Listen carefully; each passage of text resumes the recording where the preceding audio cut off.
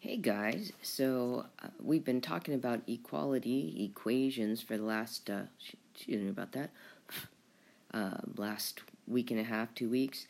And so today we're going to start a new idea, but it's a similar one. And we're going to be talking about lesson 8-5, Inequalities. And I know what you're thinking, hey, wait a second.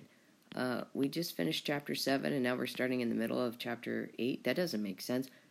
Shouldn't we be in the beginning of chapter 8?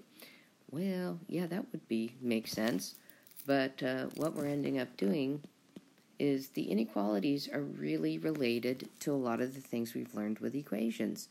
So we're going to cover these inequalities. We're going to take another test. We're going to add some equations on there to show you those similarities, and then we're going to launch back into the first part of the chapter, which deals with something called functions.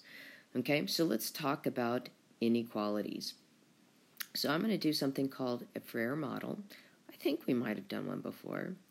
And what a Frere model is kind of like a 4-part definition. So our word's going to go in the center. We're going to create a box around. It's going to come into 4 sections that describe something about an inequality. So we're going to talk about a definition. The upper left. Upper right, we're going to talk about symbols. A lot of times you'll hear words like characteristics. In the bottom left, we're going to be talking about examples. So what do they look like? And then we're going to give non-examples. What are not inequalities?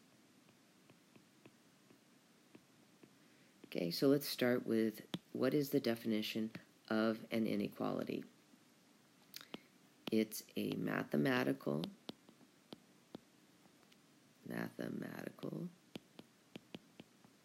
sentence that states two quantities are not equal. How's that? Up until that word not sounded just like the definition of an equality. Okay? Now, because it's telling us these things are not equal, we're telling there's a relationship. So what's weird is we kind of have a starting point with inequalities, and then we go to infinity. We can go to positive infinity. We can go to negative infinity. So what's kind of interesting is that there's an infinite number of solutions. And solutions, remember, are values that make the statement true. Okay? So we actually have 4 symbols for inequalities. We have greater than,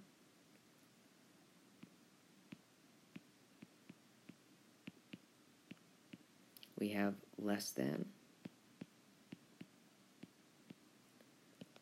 we have greater than or equal to,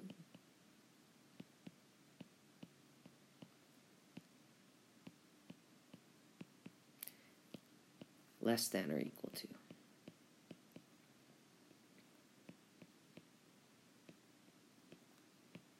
Okay? And let's go ahead and talk about some examples. So an example could look like this. X plus 3 is less than 5. So that's what's most similar to equations, and we're going to talk about how to solve those down the line. It could be something as simple as 8 is less than 12, so comparing 2 numbers. We could have a complicated expression, or inequality, I should say, where we could say, hey, x minus 5 is greater than or equal to x plus 5 minus 3x plus 2. And then we'd have to, I'm going to go back and clean up that x. Didn't that really look like one? Here, let's just fix all of that. Minus 3x. And we could solve and figure out what x is. Not quite up that alley, not ready for that. So what is a non-example? Well, what we've been studying recently, equations. So any equation is a non-example to an inequality, because an equation says, hey, these two things are going to be equal to each other. Okay? All right. Now, I'm going to go to the next screen. And what I'm going to do is talk about words that mean an inequality symbol, other than words that mean subtraction, addition, and so on and so forth. So let me go to the next screen, and we're going to talk about the form. So we're going to have the symbol. Whoop. Well, I don't probably need to go down that far. Maybe that far. If I need to add, I will. And we have this, this symbol. This symbol. And this symbol. Okay? So I'm going to box those. Now, less than means subtraction and a switcher phrase. However, if this is a word that is going to tell you to talk about an inequality, you're going to see an equals-like word, is. Okay? Is less than. When I see that equal word paired up with the less than, then it's telling me it's the less than symbol. Another example could be is fewer than. So we could say 3 is less than 5. Okay? All right, with greater than, same sort of idea. We pair an equal word with a word that means more. More than is more than. Or is greater than.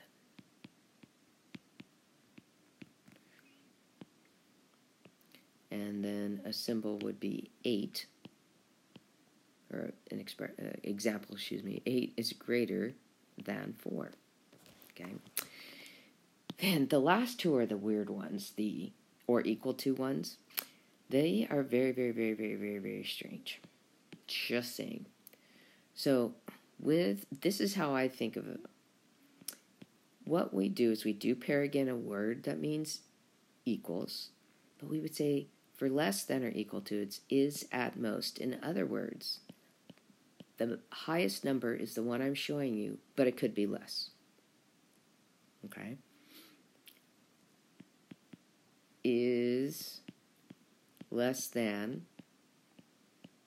or equal to. That's a pretty obvious one, right?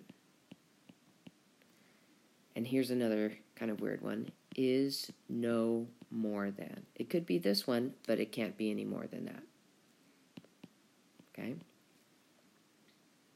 And then an example would be something like 7 is less than or equal to 10. Okay? All right? Now, let's talk about the greater than or equal to sign. So, again, it's paired up with an is, at least.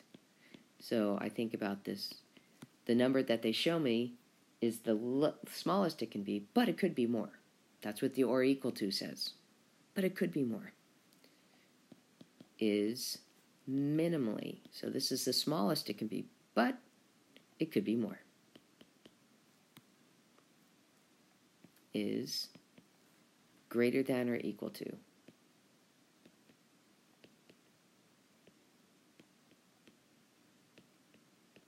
Okay. And then an example of this would be 12 is greater than or equal to 9. Now, we are going to be involving variables, so that again will relate it back to equations and math happening. That will come up as well. Now, the one thing I need you to remember first and foremost, some of these words sound like switcher phrases, but because these are paired up with the is, these phrases do not change order. Okay, so you got to keep that in mind. Now, again and again and again, I'm going to keep saying this one because it's going to be super important that we get this idea down. Remember,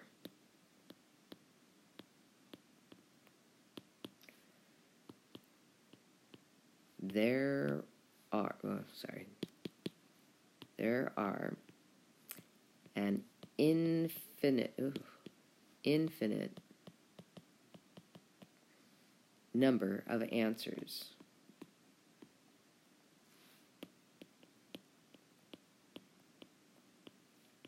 with inequalities.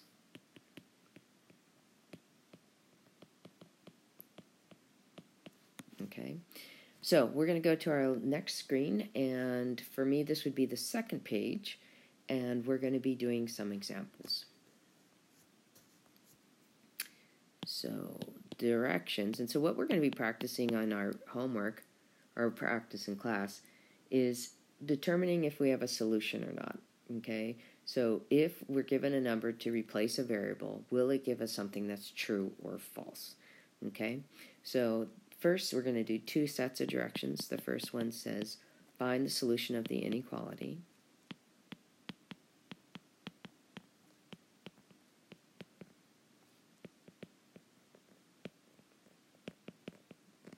Okay, and what they're going to be doing is the same thing we did with equations, is they're going to give us an inequality. This one is f plus 2 is less than 9. And then they're going to give us three numbers. So remember how I talked about how we have to be really cautious when it comes to testing numbers, that once you find the one that works, you can't stop? Well, inequalities is a prime example. Seeing that there's an infinite number of answers in the group of values they give us to test, there could be more than one correct answer. So what I'm going to do is share with you a table I think is a great way to organize our data. So we're going to put in one of the numbers that they've given us to choose from. We're going to write the equation, or inequality. Boy, I'm going to have a hard time doing that, right? And then we're going to answer, is it a solution? And our answer will be a yes or a no in this column. Okay, so the three numbers we're going to do are 6, 7, and 8. Okay, so when I substitute in 6 for f, that's the only thing that changes. Everything else remains the same.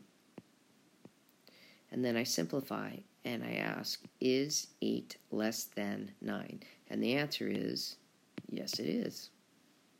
So what we know is, so far, 6 is a solution to this inequality. Let's try 7. And we're looking at 7 plus 2 is 9. Is 9 less than 9? No, it's not, because 9 is equal to 9. So that doesn't work, okay? So let me go back and do our, yes, that's true. No, that's false. All right, let's try the last one, because remember, sometimes they all can work. So I'm having 8 plus 2 is less than 9. Is 10 less than 9? No. Why? Because this is false.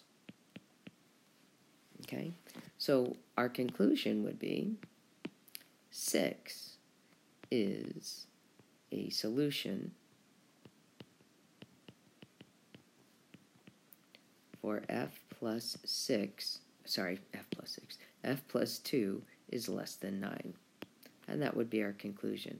Now notice I use the word a in front of solution, because it is. It's just one of an infinite number of answers. All right, here's our second set of directions. Is the given value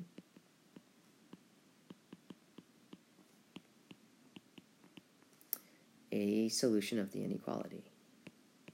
So they're just going to give us 1 instead of 3.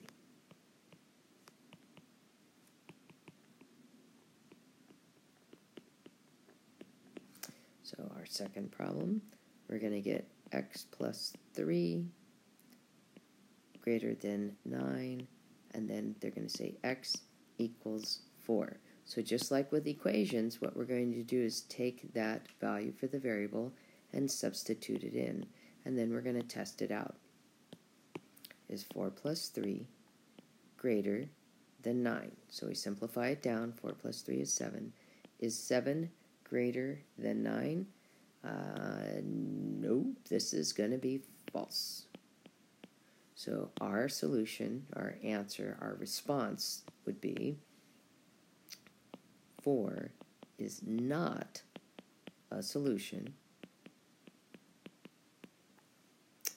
to x plus 3 is greater than 9. Okay? All right, one last, and then we're done for today. 3. We have 12 less than or equal to 18 minus y. And we get y is equal, oh, my y didn't work, is equal to 6. So we're going to, again, take the value for the variable and substitute it in, and then see what happens when we simplify. So we have 12 is less than or equal to 18 minus 6. So let's see what we get. 12 is less than or equal to, and 18 take away 6 is 12. Is 12 less than or equal to? Ding, ding, ding. That or equal to saved our bacon. That's true. So we would say 6 is a solution to 12 is less than or equal to 18 minus y. Okay, so have fun with this, guys, and I'll talk to you later. Bye.